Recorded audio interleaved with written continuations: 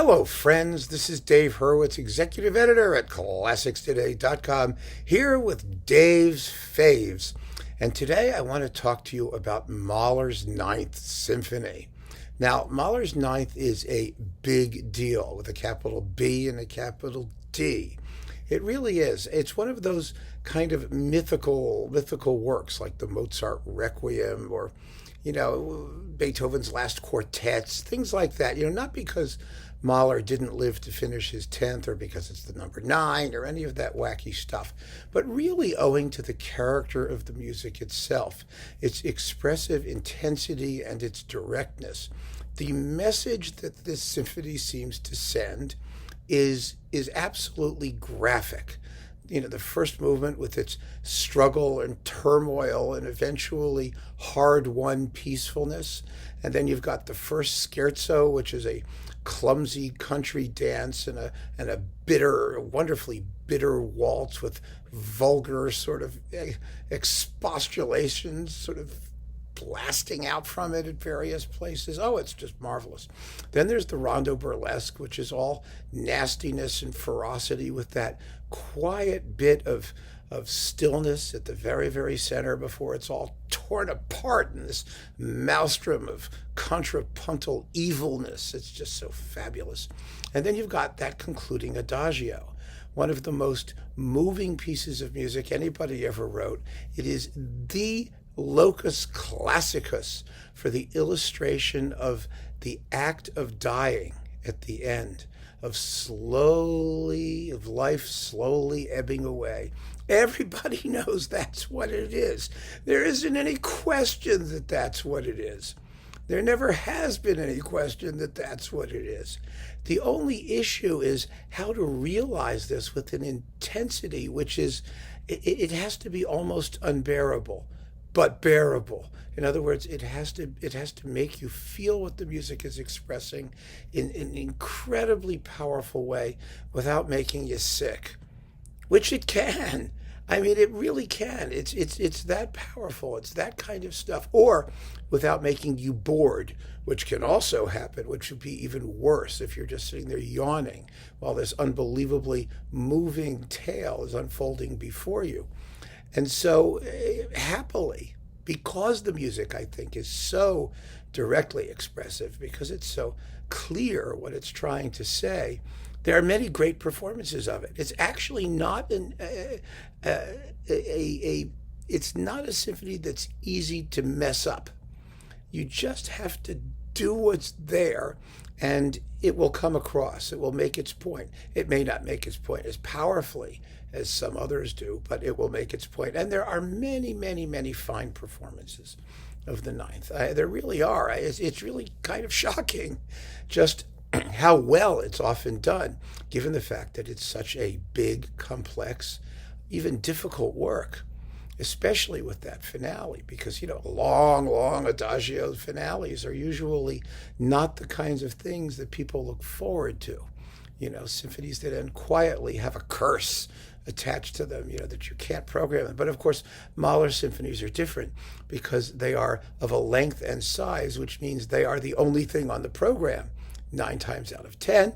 And as a result of that, they do what they do.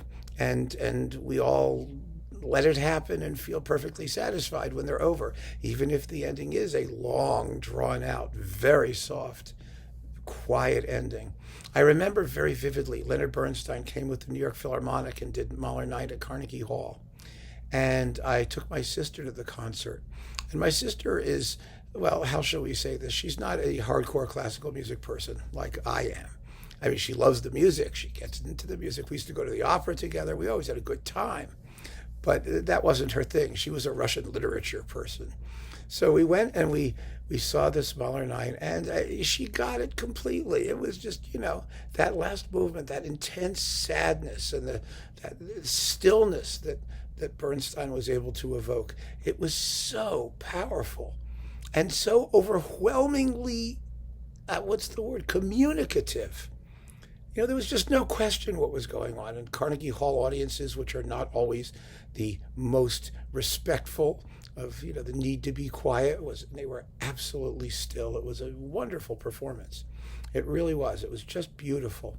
And so that's why my choice for Mahler 9, which I just knocked over here, hang on a second. That's why my choice, my favorite, the one I reach for, is Chailly. Not Bernstein at all. Sorry. Bernstein's 2 recordings are very good. They really are. There's one with the New York Philharmonic, and then there's one with the Concertgebouw. And so is this with the Concertgebouw. But it's even better. It really is. This is a performance of the Ninth for when you feel like you want to have the full experience. You know, there are different performances at various emotional temperatures. And I don't listen to Mahler's Ninth very often. I have to really be ready for it. And when I'm ready for it, I want the full deal. And this performance gives it to me. It gives it to me on several levels. First of all, it is structurally marvelous. In other words, the first movement and the finale tend to balance. In many performances, the first movement is just so powerful, the finale can come across almost as a long, slow afterthought. And you don't want that. You want it to be a culmination of the entire symphony, as it is thematically, because, it quotes, that bitter waltz from the second movement actually becomes the main theme of the finale. Check it out.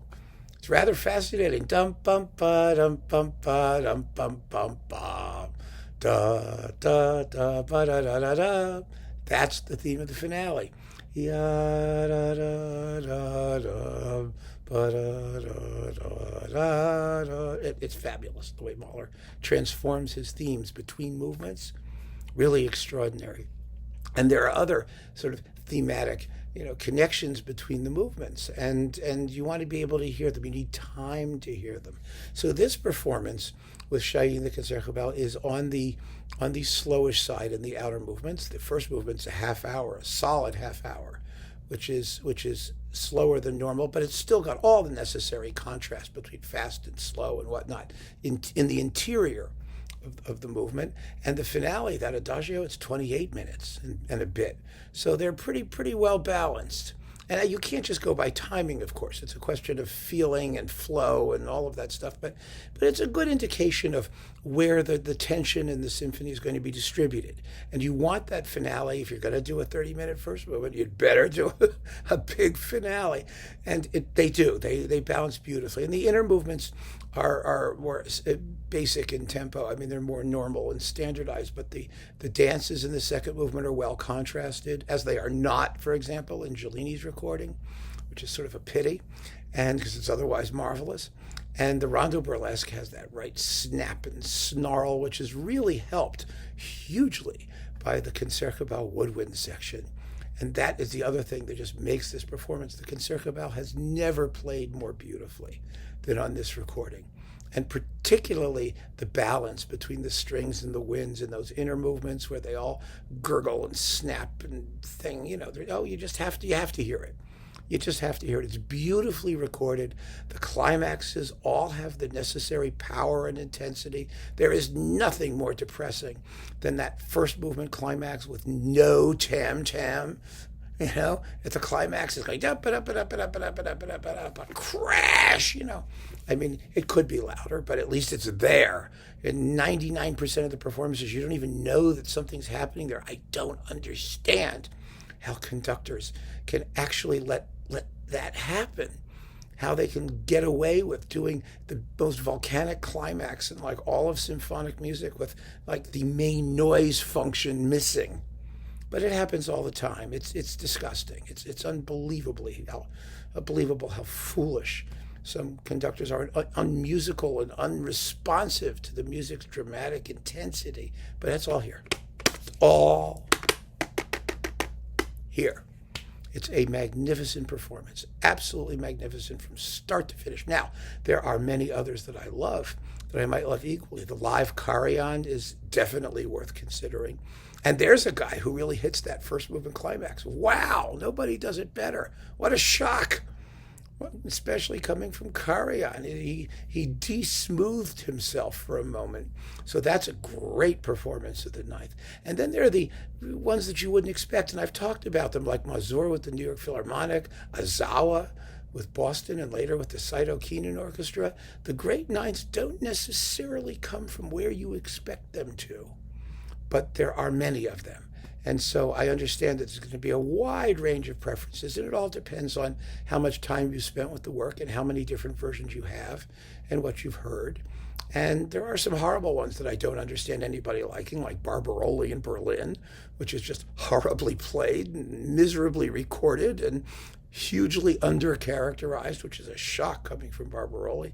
But no. When I reach for the ninth, I want Chailly and I want the Concertgebouw on Decca, as often as not. That's my pick. That's my fave. So keep on listening, friends. Thank you so much for joining me. Take care.